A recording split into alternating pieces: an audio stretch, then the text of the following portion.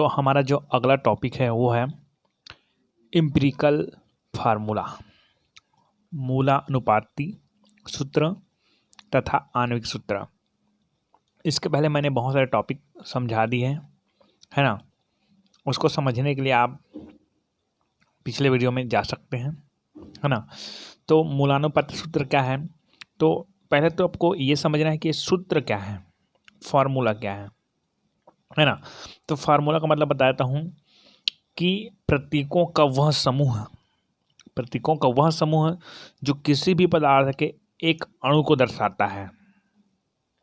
प्रतीकों का वह समूह जो किसी भी पदार्थ के एक अणु को दर्शाता, मतलब ये CO2 लिखा हुआ है ना। मतलब क्या हो रहा है कि ये प्रतीक के रूप में दर्शा रहे हैं कि जो कार्बन डाइऑक्साइड है वो उसमें क्या क्या है, एक कार्बन है और क्या है, ऑक्सीजन है। क्या है, ऑक्सीजन। तो प्रतीक के रूप में हम लोग दर्शा रहे हैं। प्रतीकों का वह समूह जो किसी पदार्थ की, एक पदार्थ है, इस पदार्थ के एक अणु को दर्शाता है। कितने अणु को दर्शाता है, एक अणु को दर्शाता है। क्लियर हो गया। इसको बोलते हैं हम लोग सूत्र। क्या बोलते हैं, सूत्र। अब हमारा पॉइंट आता है एम्पिरिकल फार्मूला, है ना। एम्पिरिकल फार्मूला क्या है, मूलानुपाती सूत्र क्या है। देखिए इतना कन्फ्यूजन होता है, आणविक सूत्र, मूलानुपाती सूत्र, और एक हो जाएगा संरचना सूत्र। तो अभी हम लोग मूलानुपाती सूत्र मेन पॉइंट तो डाल दे हूँ, लेकिन यहाँ पर आपको डालना क्या है, सूत्र, फार्मूला की परिभाषा पहले डालना है आपको, ठीक है। अब फार्मूला कितने प्रकार के होते हैं, तो एक्चुअली हम लोग मेन तो दो है। पहला मूलानुपाती सूत्र और दूसरा है आणविक सूत्र। लेकिन मैं तीसरा और बताऊंगा, संरचना सूत्र। क्या बताऊंगा मैं, संरचना सूत्र। तो अब हम लोग हमारे वीडियो में चलते हैं मूलानुपाती सूत्र में जी। तो ये जो मूलानुपाती सूत्र है ये हमारा मेन टॉपिक है। तो देखिए ध्यान से, क्योंकि ये इतना टफ चैप्टर है जिसको एक एक वर्ड को समझने में दिक्कत होती है। किसी यौगिक का मूलानुपाती सूत्र, कोई भी यौगिक है हमारे पास, है ना। यहाँ पर हम लोग लिए हैं हाइड्रोजन परऑक्साइड को लिए हैं और ग्लूकोज को लिए हैं, एसिटिक एसिड को लिए हैं, ठीक है। तो किसी यौगिक का मूलानुपाती सूत्र, वह सूत्र है जो उस यौगिक के एक अणु में, कितने अणु में, एक अणु में, ये मान लीजिए इसका एक अणु है, ये ग्लूकोज का एक अणु है ना। उस यौगिक के एक अणु में उपस्थित तत्व, इसमें इस यौगिक में उपस्थित जो तत्व है, उस तत्व के परमाणु व परमाणुओं की संख्या का पारस्परिक सरल पूर्णांक अनुपात प्रदर्शित करता है। परस्पर सरल पूर्णांक अनुपात प्रदर्शित करता है। मतलब जो मूलानुपाती सूत्र है ना, वो उस यौगिक में उपस्थित जो परमाणु है, उस परमाणु के संख्या है, उनका पारस्परिक सरल पूर्णांक अनुपात प्रदर्शित करता है, मतलब दिखाता है। कौन दिखाता है, मूलानुपाती सूत्र दिखाता है। कैसे दिखाता है, देखिए। अब मान लो जाए हम लोग लेते हैं ये H2O2 को, है ना। तो इसको देखिए H2O2, इसका रेशियो निकालते हैं, अनुपात निकालते हैं, तो है ना, ये हो जाएगा हाइड्रोजन, ये 2 और 2 इधर हो गया, अनुपात निकालते हैं तो HO, हमको हाइड्रोजन प्राप्त हुआ, ये 2 कर दिया, ठीक है। तो हमको मूलानुपाती सूत्र क्या प्राप्त हुआ, HO प्राप्त हुआ। मतलब हाइड्रोजन के 1 और ऑक्सीजन के 1, है ना। एक सरल पूर्णांक अनुपात प्रदर्शित करता है, एक सरल पूर्णांक अनुपात प्रदर्शित कर रहा है ये, है ना। अब देखिए किसी यौगिक का मूलानुपाती सूत्र वह सूत्र है जो उस यौगिक के एक अणु में, ये जो यौगिक है उस यौगिक के एक अणु में उपस्थित तत्व, इसमें कौन कौन तत्व उपस्थित है, हाइड्रोजन है और ऑक्सीजन है। तो उसके यौगिक के एक अणु में उपस्थित तत्वों के परमाणु, ये जो तत्व है उसके परमाणु व परमाणुओं की संख्या का, इसका संख्या कितना है, संख्या इसमें 1 है हाइड्रोजन, और कितना इसमें ऑक्सीजन 1 है। तो उनके संख्याओं का पारस्परिक सरल पूर्णांक अनुपात प्रदर्शित करते हैं। पारस्परिक सरल 1:1, ठीक है। परस्पर सरल अनुपात प्रदर्शित करता है, जिससे कि हम लोग इसका देख लेते हैं। अच्छा, तो ये क्लियर हो गया आपका। इसका मूलानुपाती सूत्र क्या होगा, HO हो जाएगा, ठीक है। अब हम लोग देखते हैं इसका C6H12, तो C6H12O6, तो इसका हो जाएगा ये 6 कम 6, 6 दूने 12, 6 कम 6, तो ये हो जाएगा 6 का 1 है ना, और हाइड्रोजन का कितना 2, ऑक्सीजन का कितना 1, तो इस 1 को लिखने की जरूरत नहीं, तो CH2O ये निकल गया इसका मूलानुपाती सूत्र। मुझे लगता है कि आप क्लियर कर रहे होंगे। तीसरा देखते हैं, इसका देखते हैं हम आज इसको। कार्बन कितने हैं हमारे पास, अच्छा कार्बन हमारे पास 2 है, 1 कार्बन 2 कार्बन। हाइड्रोजन कितने हैं 2 3 1 4, हाइड्रोजन 4 है, और ऑक्सीजन भी 2 है हमारे पास, है ना, इसलिए इसको अलग अलग लिख दिया हूँ मैं। तो एक्चुअली हम देखिए तो हमारे पास 2 एकम 2, 2 दूने 4, 2 एकम 2, तो 1:2:1 ऐसा प्राप्त हो रहा है। मतलब कार्बन कितना है 1 है, हाइड्रोजन कितना है 2, तो देखिए सेम सेम आया। ये जो इसका भी है CH2O CH2O, क्लियर हो रही है। तो एक्चुअली में क्या है कि ये जो निकला हुआ ये क्या है, इसका मूलानुपाती सूत्र, जो किसी यौगिक के एक अणु में, इस यौगिक के एक अणु है, उस अणु में उपस्थित जो परमाणु है, मतलब उसमें उपस्थित जो तत्व है, उस तत्व में जो क्या है परमाणु है, उस परमाणु की संख्या का पारस्परिक सरल पूर्णांक अनुपात प्रदर्शित करता है। मतलब इसमें क्या है कि इसका अनुपात निकालें तो 1:1 हो गया, इसका अनुपात निकालें तो 1:2:1 हो गया, इसका अनुपात निकालें तो 1:2:1। मतलब ये क्या दर्शा रहा है कि इस जो यौगिक है, जैसे कि ग्लूकोज, इस ग्लूकोज में कार्बन है, हाइड्रोजन है और ऑक्सीजन है, उसका रेशियो, उसका जो अनुपात है वो 1:2:1 में है। मतलब एक सरल पूर्ण अनुपात प्रदर्शित करता है ना। ये है मूलानुपाती सूत्र। ध्यान से देखिए, बार बार देखिए इसको, ठीक है, ये क्लियर हो गया आपको। तो मूलानुपाती सूत्र निकालना आ जाएगा आपको किसी भी चीज़ का, है ना, तो आप देख लीजिएगा, है ना।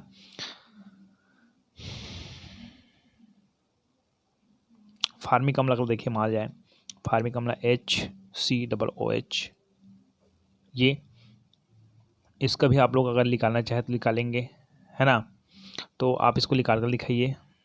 ओके, चलिए मूलानुपाती सूत्र में चलते हैं हम लोग, सॉरी आणविक सूत्र में चलते हैं हम लोग।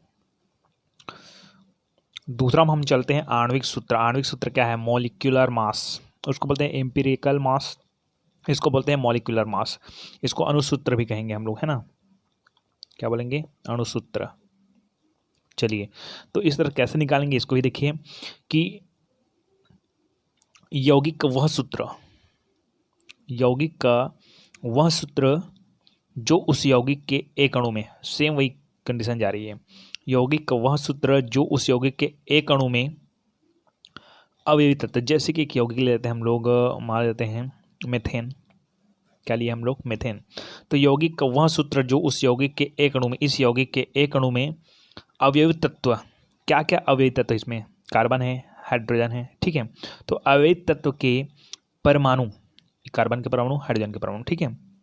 तो यौगिक का वह सूत्र जो उस यौगिक के एक अणु में अवयवी तत्वों के परमाणुओं व परमाणुओं की वास्तविक संख्या को, वास्तविक संख्या कितनी है इसकी संख्या, तो सीधी बात यह है कि इसमें कार्बन 1 है, हाइड्रोजन 4 है, ये वास्तविक संख्या को दर्शाता है। मतलब ये जो CH4 लिखे हैं यही इसका आणविक सूत्र है, इसका क्या है, ये आणविक सूत्र है। क्लियर हो गई बात, है ना। तो यौगिक का वह सूत्र जो उस यौगिक के एक अणु में अवयवी तत्वों के परमाणु व परमाणुओं की वास्तविक संख्या को प्रदर्शित करता है, वास्तविक संख्या को प्रदर्शित करता है, आणविक सूत्र कहलाता है, ठीक है। ओके, ये मूलानुपाती सूत्र के समान होते हैं या इसका कोई सरल गुणक होता है, सरल गुणक होता है। सरल गुणक होता है का मतलब क्या बताया जा रहा है आपको कि एक्चुअली में जैसे कि हमको क्या प्राप्त हुआ था, हाइड्रोजन पेरोक्साइड का H2O2 का क्या प्राप्त होता है, 1:1, ऐसा, है ना। तो मान लो जाए इसका हम लोग क्या निकालते हैं, इम्पीरियल निकालते हैं ना, इम्पीरिकल निकालते हैं, मूलानुपाती सूत्र क्या निकलता है, H को निकलता है, ठीक। अब हमको मान लीजिए आणविक सूत्र लिखना है तो क्या लिखेंगे, H2O2 लिखेंगे। तो इसका जो अनुपात लिखेंगे 2 और 2 अनुपात है, मतलब क्या है, एक अनुपात में ही है ना। मतलब ये मान लो जिसको अनुपात निकालेंगे हम लोग, है ना, हाइड्रोजन है और ऑक्सीजन है, यहाँ पर हाइड्रोजन H2 है और क्या है O2 है, यहाँ पर H और O ओनली बस है, ये क्या है, मूलानुपाती सूत्र। और H2O2 क्या है, इसका आणविक सूत्र है। तो इसमें हम लोग अनुपात लिखेंगे तो इसमें भी 1:1 निकलेगा, इसमें भी 1:1 निकलेगा, बात समझ रही है, मतलब मूलानुपाती सूत्र के समान ही होते हैं, है ना। या उसका कोई क्या होता है, सरल गुणक होता है, मतलब उसको बताने की जरूरत नहीं है अभी, है ना। चलिए, अब हम लोग तो जान गए कि आणविक सूत्र का परिभाषा क्या है ना।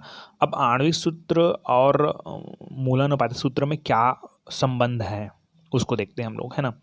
मूलानुपाती सूत्र का परिभाषा देख लिया हम लोग, उसको हम लोग बोलते हैं एम्पिरिकल, और आणविक सूत्र क्या बोलते हैं, मॉलिक्यूलर फार्मूला, ठीक है। और कई बार मैंने मास बोल दी होगी, तो उसको आप लोग ध्यान दीजिएगा, इसका सूत्र है, इसका सूत्र लिखेंगे, फार्मूला बोलेंगे उसको, ठीक है। अब आणविक सूत्र है, आणविक सूत्र और मूलानुपाती सूत्र में क्या संबंध है, तो देखिए आणविक सूत्र को क्या बोलेंगे, बोला था मैं, अनुसूत्र, है ना। तो आणविक सूत्र बराबर मूलानुपाती सूत्र गुणित n, मूलानुपाती सूत्र गुणित n, ये संबंध है किसके किसके बीच, आणविक सूत्र और मूलानुपाती सूत्र के बीच। इसी के आधार पर हम लोग कुछ सवाल बनाएंगे, तो इसको ध्यान रखिएगा। आणविक सूत्र बराबर मूलानुपात गुणित n, तो n क्या है, n फॉर तो किसी का नाम आता है, इसको छोड़ो, है ना। तो इसके बाद हम लोग चलते हैं n में। n एक क्या है, तो इसलिए मैं इसमें बता देता हूँ कि जो n है एक पूर्ण संख्या है, एक क्या है, पूर्ण संख्या है ना, जो कि यौगिक के अणुभार पढ़ रहे हैं हम लोग, ठीक है। n एक पूर्ण संख्या है जो यौगिक के जो अणुभार है, अणुभार को हम लोग अगर मूलानुपाती सूत्र द्रव्यमान से, मूलानुपाती सूत्र द्रव्यमान निकालना आना चाहिए, जैसे कि हम लोग आणविक द्रव्यमान निकालते हैं ना, वैसे टाइप से ना। तो यहाँ पर क्या बोला जा रहा है कि n एक क्या है, पूर्ण संख्या है, जो कि कहाँ से प्राप्त होता है, अणुभार को, कोई भी यौगिक दिया है, उस यौगिक के अणुभार को किससे, उसको उसके मूलानुपाती सूत्र से नहीं, मूलानुपाती सूत्र द्रव्यमान से, है ना, हम लोग डिवाइड करते हैं, भाग देते हैं, तब प्राप्त होता है। कौन प्राप्त होता है, n प्राप्त होता है। तो इसीलिए इसका सूत्र बन गया क्या, कि n इक्वल टू आणविक द्रव्यमान, आणविक सूत्र नहीं बोला जा रहा है, आणविक सूत्र का द्रव्यमान है, तो आणविक द्रव्यमान बटा मूलानुपाती सूत्र द्रव्यमान, जो मूलानुपाती सूत्र द्रव्यमान निकलेगा, जैसे कि हम लोग आणविक द्रव्यमान निकालते हैं ना, उसी तरह से। तो यही सूत्र का यूज़ करना है अपने को आगे न्यूमेरिकल सवाल में, है ना। एक आध सवाल भी देखेंगे, आगे चलेंगे, है ना। चलिए, तो ये तो क्लियर हो गया आणविक सूत्र क्या है, और ये सूत्र कहाँ से है ये भी समझ आना चाहिए आपको, है ना। चलिए, तो एक हम लोग न्यूमेरिकल सवाल देखते हैं। चलिए, मैं यही से बता देता हूँ आपको क्वेश्चन, क्योंकि क्वेश्चन को लिखने में बहुत टाइम लग जाता है। तो देखिए, एक कार्बनिक यौगिक में कार्बन 61% है ना, कार्बन यौगिक में कार्बन कितना है, 61%, और हाइड्रोजन, और कौन है, हाइड्रोजन है वहाँ 11.88%, ध्यान रखें ना, पाई गई है एक कार्बनिक यौगिक में, है ना। यदि यौगिक का वाष्प घनत्व कितना है, 59 है, तो उसका मूलानुपाती सूत्र ज्ञात कीजिए, मूलानुपाती सूत्र ज्ञात कीजिए, व अणुसूत्र मतलब आणविक सूत्र है ना, आणविक सूत्र ज्ञात कीजिए, इतना बोला जा रहा है। अब हम लोग चलते हैं सवाल की ओर, है ना। चलिए तो प्रश्न मैंने बता दी है कि एक कार्बनिक यौगिक है, उस कार्बनिक यौगिक में कार्बन 61%, हाइड्रोजन है वो 11.88%, है ना। यदि यौगिक का वाष्प घनत्व है 59 है, तो उसका मूलानुपाती सूत्र ज्ञात कीजिए और अणुसूत्र ज्ञात कीजिए। तो आपको ये बता देता हूँ कि दोनों ज्ञात कैसे करते हैं, है ना। अणुसूत्र ज्ञात करने के लिए आपको मैंने सूत्र बताई है कि आणविक सूत्र अर्थात अणुसूत्र बराबर होता है मूलानुपाती सूत्र गुणित n। आपको बताया था यही, किसका सूत्र, अणुसूत्र के लिए। मूलानुपाती सूत्र पहले निकालेंगे तब ये निकलेगा आपको, है ना।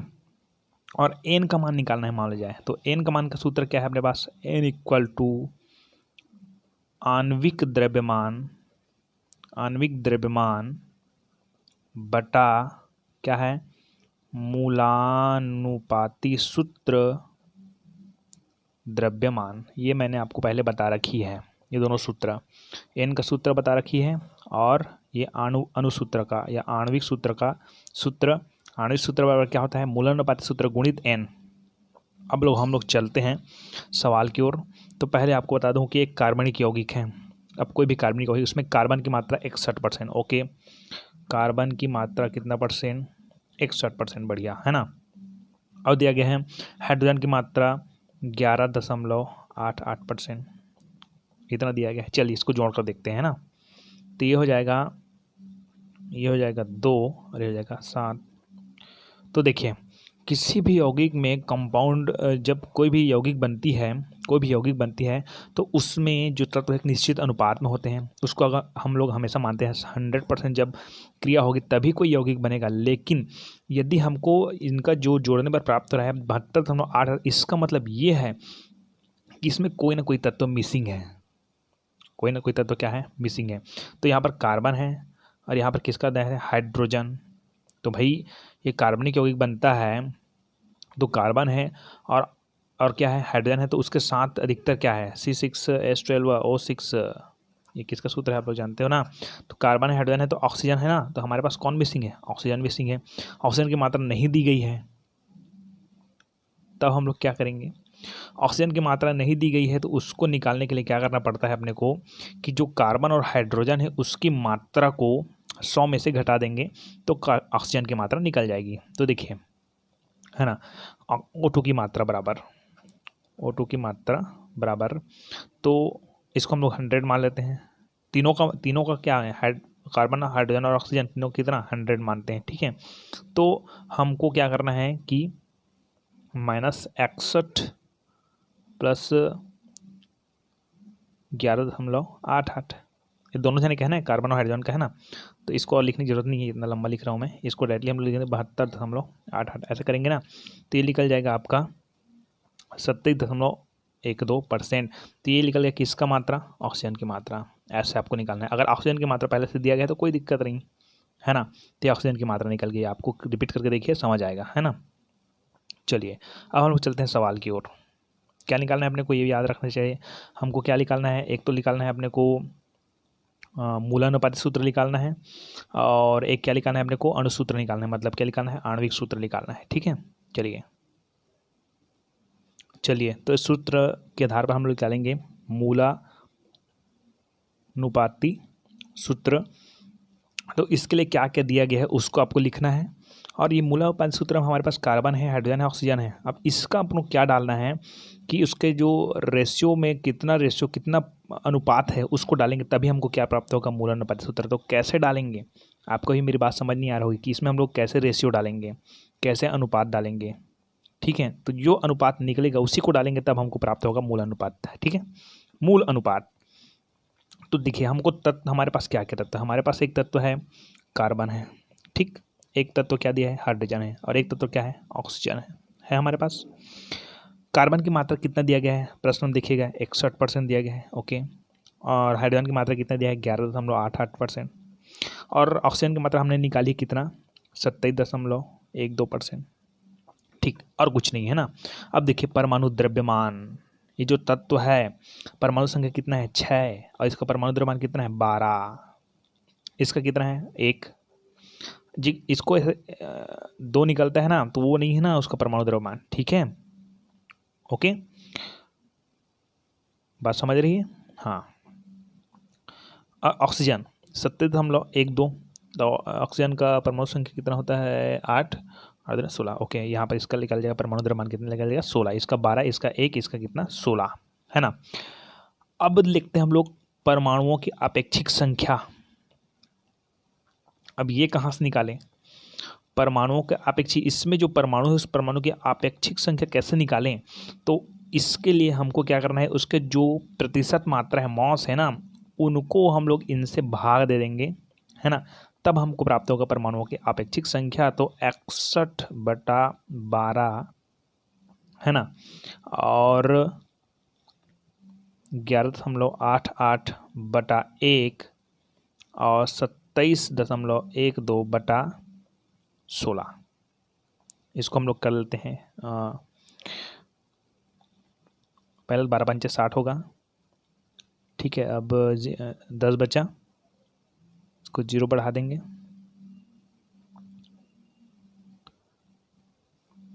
चलिए इसको निकाल कर हमने रखी है 5.08।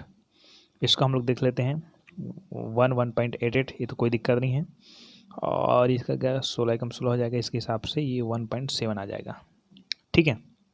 चलिए, तो परमाणुओं की अपेक्षित संख्या यहाँ से निकल गया है ना, इसको आपको कैलकुलेटर निकाल लेना है ना। तो ये परमाणुओं की अपेक्षित संख्या हो गया।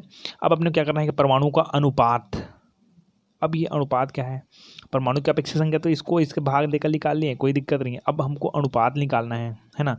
तो जो हमको परमाणु की अपेक्षित संख्या प्राप्त हुई है, उस परमाणु की अपेक्षित संख्या को जो सबसे कम है 1.7 ना, उनसे हम लोग अगर डिवाइड करेंगे तो हमारे पास निकलेगा परमाणुओं का अनुपात। देखिए सबको ध्यान से देखना है, देखते जाना तभी समझ आएगा। तो हो जाएगा अपने पास 5.08 अपान सबसे कम में क्या है 1.7, ओके। इसके पास कितना है 11.88 बटा 1.7, इतना हो गया। कैलकुलेटर का यूज़ करना ही पड़ेगा, है ना। अब परीक्षा में आप लोग जाना आप किसका यूज़ करोगे, 1.7 अपान 1.7, ठीक। तो इसका तो बच्चे ही बता देगा 1.7 का कितना आ जाएगा, 1 आ जाएगा। कितना आ जाएगा 1, इसका सरल अनुपात 1 पड़ेगा, ठीक है। इसका हम लोग अगर करते हैं तो इसका आ जाएगा 7 और इसका आ जाएगा 3। ये आप लोग कहाँ से करेंगे आप लोग जाने, है ना। 173, ठीक है। तो कार्बन का निकला कितना 3, तो C3, हाइड्रोजन का 7 H7 और ऑक्सीजन का 1, तो 1 के लिखने की जरूरत नहीं है। तो C3H7O ये निकल गया आपका मूलानुपाती सूत्र। क्या निकल गया आपका मूलानुपाती सूत्र, क्लियर हो गया। कहाँ से निकला मूलानुपाती सूत्र, वो है, ठीक।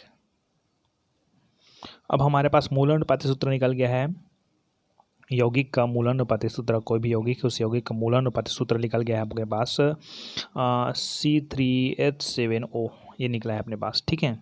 इसका आणविक सूत्र नहीं याद रखिएगा, अनुसूत्र नहीं, अनुसूत्र का हमको निकालना है अभी। ये यौगिक क्या है, इसको पूरा लिखा मूलानुपात सूत्र है, ठीक है जी। अब हमको मान लीजिए निकालना है तो कैसे निकालेंगे, देखिए कि हमारे पास एक चीज़ और सूत्र क्या है हमारे पास, सूत्र हमारे पास क्या है, n का पहले निकालना है, n का मान पहले निकालना है ना। तो n का मान निकालने के लिए सूत्र क्या है, आणविक द्रव्यमान बटा मूलानुपाती सूत्र द्रव्यमान, आणविक द्रव्यमान बराबर बटा मूलानुपाती सूत्र द्रव्यमान। ये सूत्र मैंने लिखा रखी है आपको पिछले, देखिए है ना, n इक्वल टू।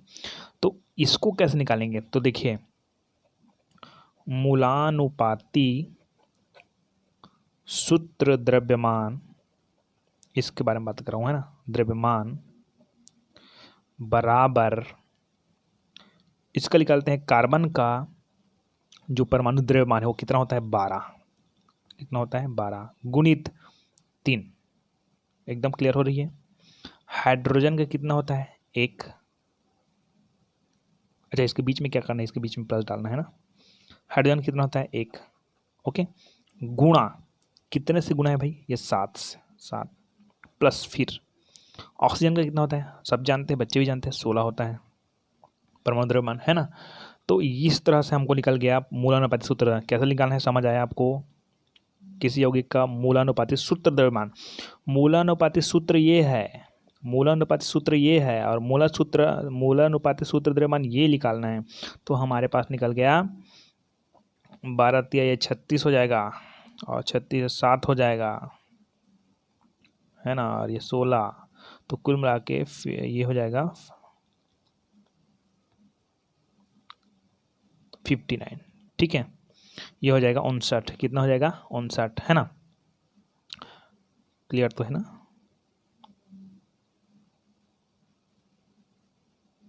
चलिए ठीक है, ये 59 हो जाएगा। अब हमको नीचे का निकल गया मूलानुपाती सूत्र, लेकिन ऊपर में क्या है आणविक द्रव्यमान है। तो आणविक द्रव्यमान निकालने का एक सूत्र है, आणविक सूत्र है ना द्रव्यमान,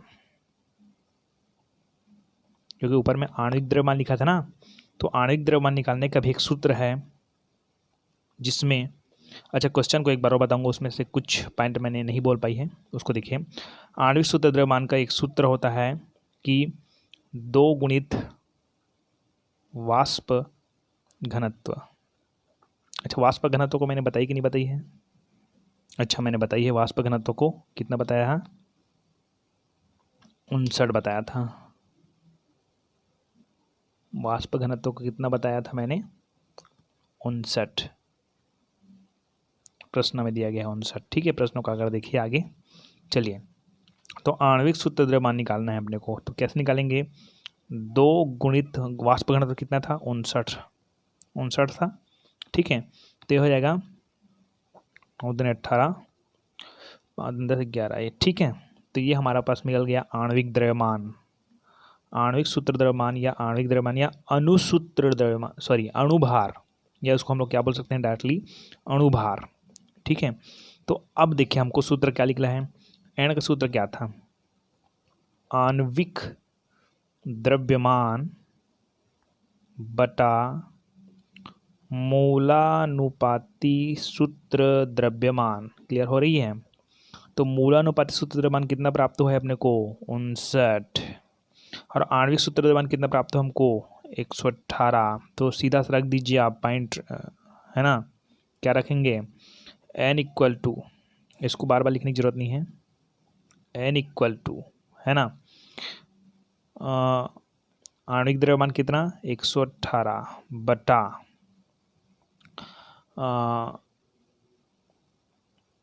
मूलानुपाती सूत्र द्रव्यमान कितना? 59। तो ये हो जाएगा n का मान अपने पास निकल गया। चलिए, जिसको मैंने निकाल के रखी है अभी, इसको गुणा भाग कर लेना आप लोग, है ना, तो ये निकल जाएगा 2। क्लियर हो गया? अब हमारे पास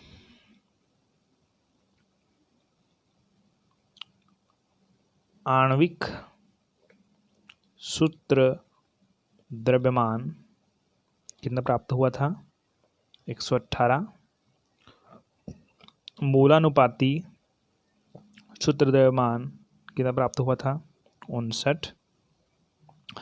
और आणविक सूत्र द्रव्यमान, और हम लोग निकाले थे एन का मान, सॉरी आणविक सूत्र बोल, आणविक सूत्र द्रव्यमान तो इतना निकल गया, एन का मान, तो एन का मान हम लोग कितना निकाले थे? 118 बटा 59। ठीक है ना। और ये आणविक सूत्र द्रव्यमान कहाँ निकाले थे? 118, वो भी बता देता हूँ कि 2 गुणित वाष्प घनत्व किए थे। ओके, ये निकल गया, इसका मान कितना निकला? 2। अब ये तो क्लियर हो गया, एन का मान निकलेगा। अब हमारा मेन सूत्र क्या है? हमको क्या निकालना है? हमको निकालना है यौगिक का अणुसूत्र निकालना है। यही हमारा मूलानुपाती सूत्र तो निकल गया ना, यौगिक का अणुसूत्र निकालना है, अर्थात आणविक सूत्र निकालेंगे, आणविक सूत्र निकालेंगे। तो आणविक सूत्र का सूत्र क्या है? मूलानुपाती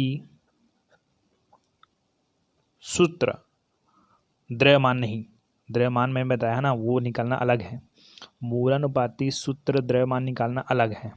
ये मूलानुपाती सूत्र द्रव्यमान है। ठीक है, अभी केवल मूलानुपाती सूत्र गुणित